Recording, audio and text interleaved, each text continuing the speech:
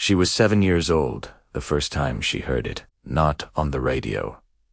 Not in a movie. Right there in the corner of her grandmother's living room sat an old upright piano. The wood was scratched.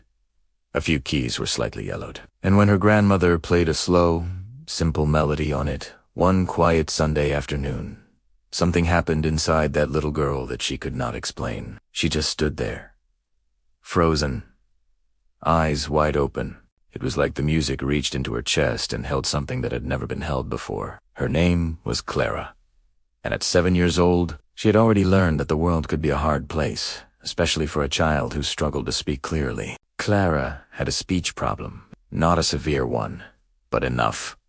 Enough for other kids to notice. Enough for them to laugh sometimes when she tried to read out loud in class. Enough for her to start sitting at the back of the room, hoping the teacher would skip over her. She was not a shy child by nature. She had things to say. A lot of things. She was curious and funny and full of big thoughts, but somewhere between her brain and her mouth, the words would get tangled. She would pause repeat the beginning of a word 2 or 3 times, and every time it happened, she would see the look on people's faces. That small, uncomfortable smile, and something inside her would quietly close. So she stopped talking much. At school, she kept to herself. At lunch, she sat near the window and stared outside. She was not unhappy exactly. She was just waiting. She did not know what she was waiting for. She just knew that the world had not yet shown her where she fit. Then came that Sunday afternoon, and that old piano in the corner. After her grandmother finished playing, Clara walked over slowly. She looked at the keys for a long moment. Then she reached out one finger and pressed a single note. The sound filled the room. Her grandmother did not say anything. She just slid to the side of the bench and made space. Clara sat down. She pressed another key, then another. She had no idea what she was doing. She was not playing music. She was just exploring. But for the first time in a long time, she was not thinking about how she sounded. She was not thinking about other people's faces. She was not thinking at all. She was just feeling. Her grandmother let her sit there for almost an hour that afternoon. Nobody rushed her.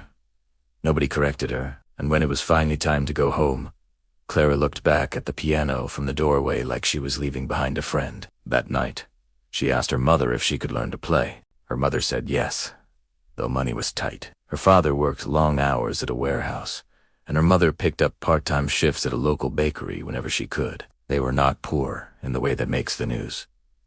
They were poor in the quiet, everyday way, where every month you count what's coming in and hope it covers what's going out. But her mother had seen the look on Clara's face when she talked about the piano, and that look was not something you say no to easily. So they found a teacher. His name was Mr. Harold Burke.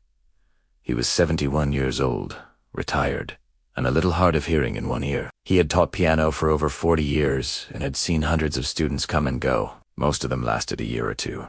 10 Mobidon. He had learned not to get too attached. But Clara was different from the first lesson. She sat at his piano with both feet barely touching the floor and listened to every single word he said with a focus that most adults could not manage.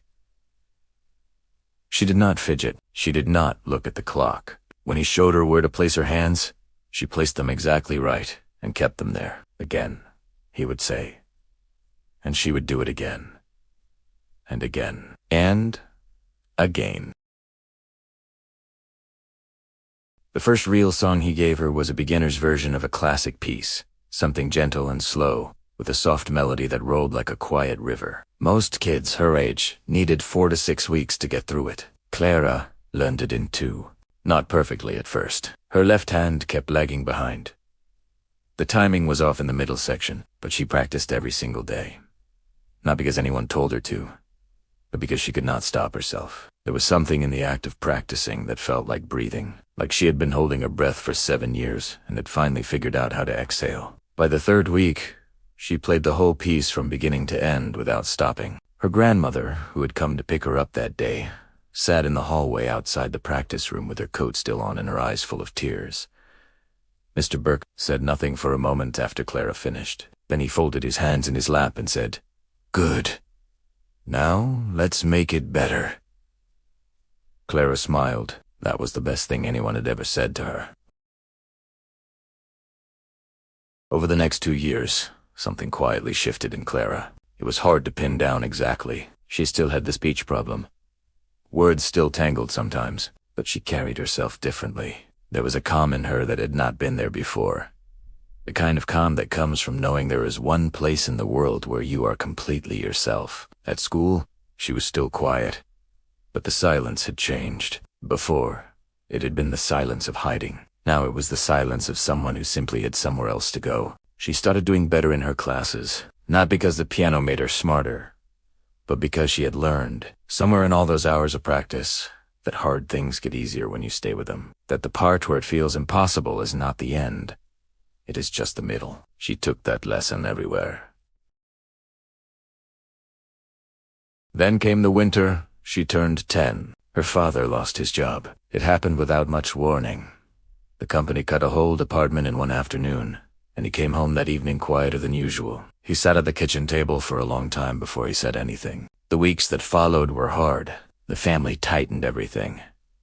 Groceries got simpler. The heat got turned down at night. And after a long, painful conversation that Clara was not supposed to hear, but did sitting on the stairs in the dark, her parents decided they had to sell the second-hand piano they had scraped together to buy for her the previous year. They also could no longer afford the lessons. Clara did not make a scene. She did not cry in front of them.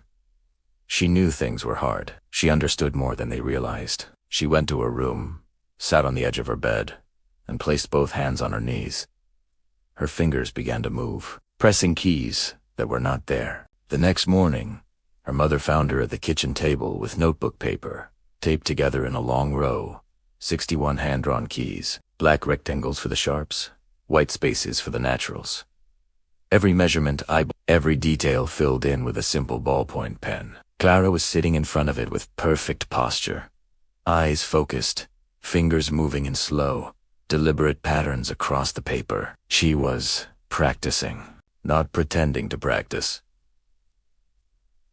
Actually practicing, running through exercises, working on timing, correcting herself when she made a mistake, going back to the beginning, and trying again. Her mother stood in the doorway for a long moment without saying a word. Then she went to the kitchen sink, turned on the tap, and let the water run so Clara would not hear her cry. Word travels fast in a small town, not through newspapers or announcements, just through people. A neighbor mentions something to a friend. That friend says it to someone else at the grocery store, and before long, a small detail about a small girl finds its way to the one person it needed to reach.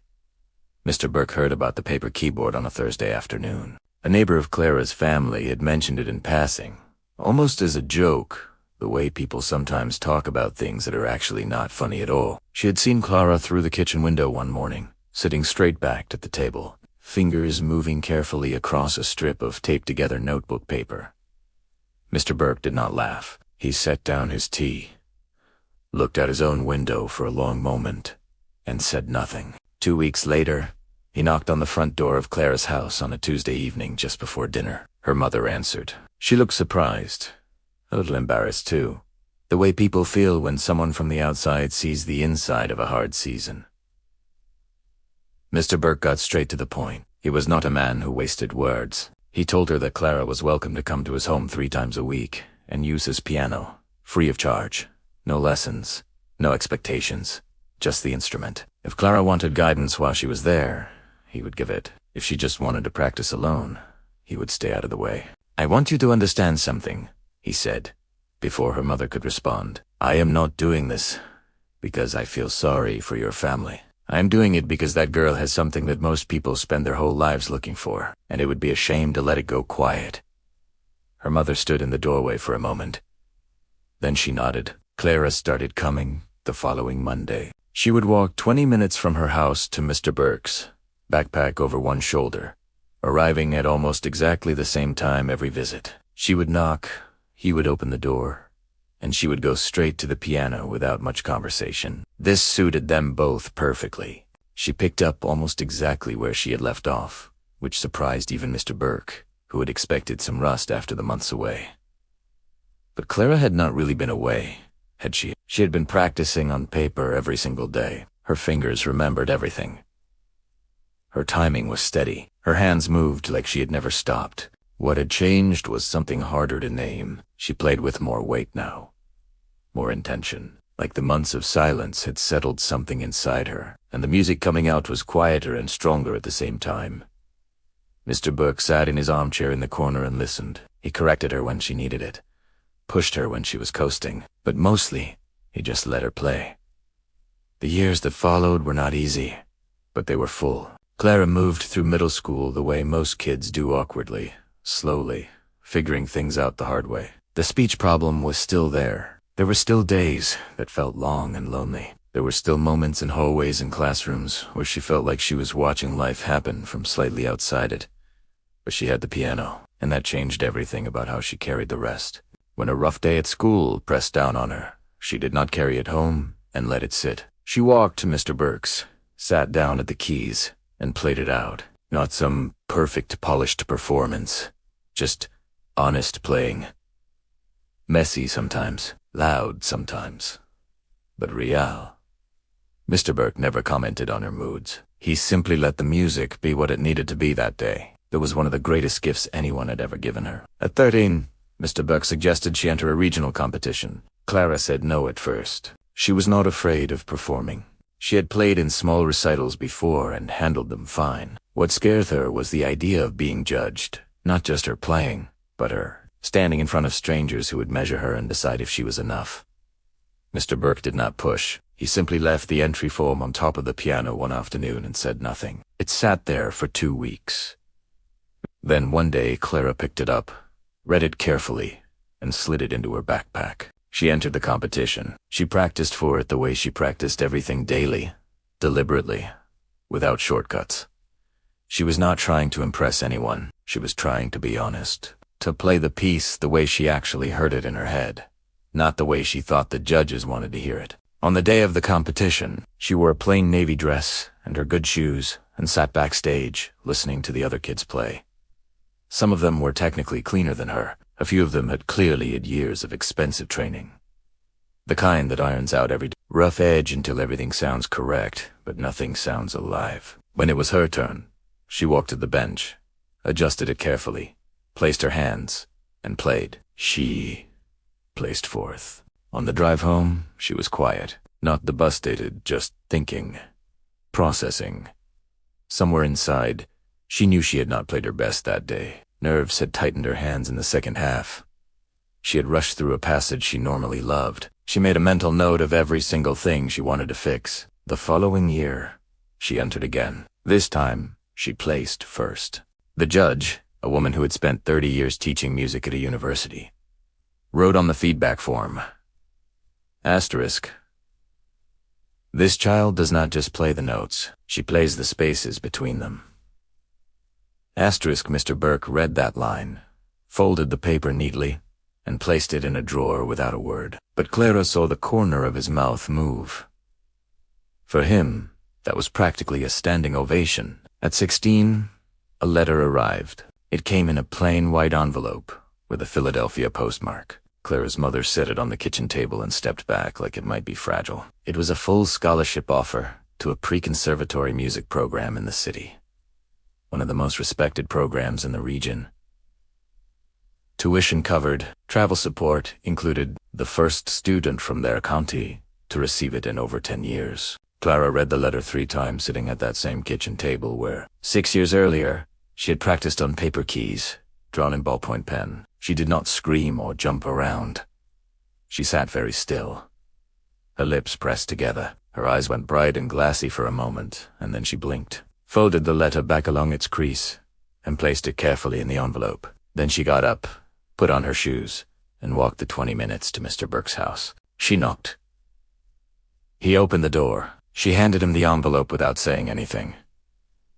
He read it slowly. Then he handed it back, turned it around, and walked to his kitchen to put the kettle on. "You'll want to work on your sight reading before September," he said from the other room. That was all. It was more than enough. A few weeks later, Clara spoke at a small school assembly. She stood at a microphone in front of teachers and students and parents with the acceptance letter in her hand. She spoke clearly, not perfectly. Her voice still caught once or twice. The old pattern still there, still hers. But she stood straight and looked out of the room and said what she needed to say. Afterward, a younger girl came up to her, maybe 8 or 9 years old, and asked her quietly how she had gotten so good at piano. Clara thought about it for a second. "I just never stopped," she said. "Even when I had nothing to play on, I just kept going." The little girl nodded like she understood. Maybe she did. Mr. Burke passed away 3 years later, peaceably. At 80, in his will, he left Clara one thing: the upright piano she had practiced on for the better part of a decade. It arrived at her apartment in Philadelphia on a rainy Tuesday morning. The movers set it in the corner of the living room. Clara sat down at the bench, placed her hands on the keys, and played.